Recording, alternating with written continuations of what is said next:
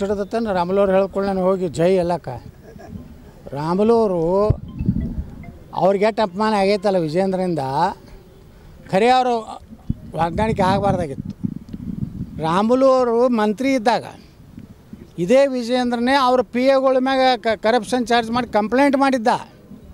ಅಂದ್ರೆ ರಾಮುಲು ಅವ್ರ ಭವಿಷ್ಯನೇ ಹಾಳು ಮಾಡಿದಂಥ ವ್ಯಕ್ತಿ ಮತ್ತು ಅವ್ನಿಗೆ ಜೈ ಎತ್ತಾರಂದ್ರೆ ಅದು ಭಾಳ ವಿಷಾದಕರವಾದ ಸುದ್ದಿ.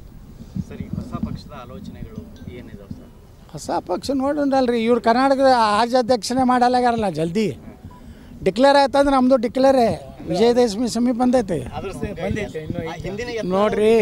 ನಾವು ಬಿ ಜೆ ಪಿನೇ ಇದ್ದೀವಿ. ಅವರೇ ಒಳ್ಳೊಳ್ಳೆ ಯಡಿಯೂರಪ್ಪನೇ 3 ಸಲ ಹೊರಗೆ ಹಾಕ್ಯಾರ ನನಗೆ.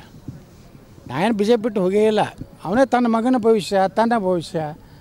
ಅವ ಯಡಿಯೂರಪ್ಪಗೆ ತಾನು ಇರಬೇಕು, ಸತ್ತ ಮ್ಯಾಗ ಅವನ ಮಗ ಇರಬೇಕು, ಸತ್ತ ಮ್ಯಾಗ ಅವ್ನ ಮೊಮ್ಮಗ ಇರಬೇಕು. ಉಳ್ಕಿದವರೆಲ್ಲ ಅವ್ರ ಮನೆಯಾಗ ಕಸ ಹುಡುಕ್ಬೇಕು. ನಮಗೇನು ಕೆಲಸ ಇಲ್ಲ. ಕೆಲವೊಂದು ಅಪ್ಪಾಜಿ ಅನ್ನೋಂಥ ಯೋಗಿ ನನ್ನ ಮಕ್ಕಳು ರಾಜಕಾರಣದಾರ. ಯಾರಿಗೆ ಅಪ್ಪ ಅನ್ಬೇಕಂದ್ರೆ ಯಾರಿಂದ ಉತ್ಪನ್ನ ಆಗಿರ್ತಾರೆ ಅವ್ರಿಗೆ ಅಪ್ಪ ಅಟ್ಟೆ ಅನ್ಬೇಕು. ದೊಡ್ಡ ದೊಡ್ಡ ಜಗತ್ತುಗಳಿದ್ರೆ ಅಪ್ಪಾಜಿ ಅಂದ್ರೆ ತಪ್ಪಲ್ಲ. ಇವರೆಲ್ಲ ಹಾದಿ ಬೀದಿಗೆ ಹೋಗೋರೆಲ್ಲ ಅಪ್ಪಾಜಿ ಅಂದೇ ಆ ಬಿ ಜೆ ಪಿ ಹಾಳು ಮಾಡಿದವ್ರು ಈ ಅಪ್ಪಾಜಿ ಕಂಪ್ನಿಗಳು. ಈಗ ಧರ್ಮ